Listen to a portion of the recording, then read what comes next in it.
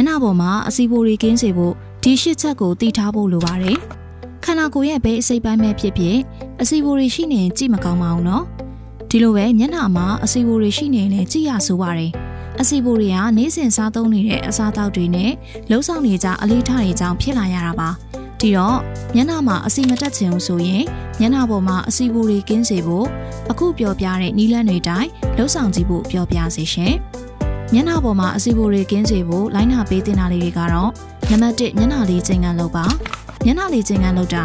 အစီအပိုတွေဖယ်ရှားပေးပြီးမျက်နှာအသားရည်ကိုတင်းရင်လှပစေပါတယ်မျက်နှာကိုသွဲလျားလှပစေပြီးအရေးအကြောင်းကင်းစေဖို့လည်းအထောက်ပံ့ပေးမှအသေးချပါ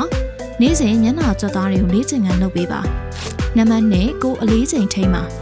မျက်နှာမှာအစီတက်လာတာအယမ်းဝါနေပြီဆိုတဲ့ပြရုပ်တစ်ခုပါဒါကြောင့်နေ့စဉ်ပုံမှန်ခန္ဓာကိုယ်ကျစ်လစ်စေမဲ့လေးချိန်ခံလုပ်ပြီးတော့မျက်နှာပေါ်မှာအစီအပိုတွေမရှိအောင်လှုပ်ဆောင်ပေးပါတပတ်တာမှာမိနစ်150ရာနဲ့မိနစ်300လောက်ထိလေးချိန်ခံလုပ်ပေးဖို့လိုပါမယ်အပြေးလေးကျင်တာလမ်းလျှောက်တာနဲ့ရှေ့ကူးရလိုမျိုးလေးချိန်ခံတွေလုပ်ပေးလို့ရပါတယ်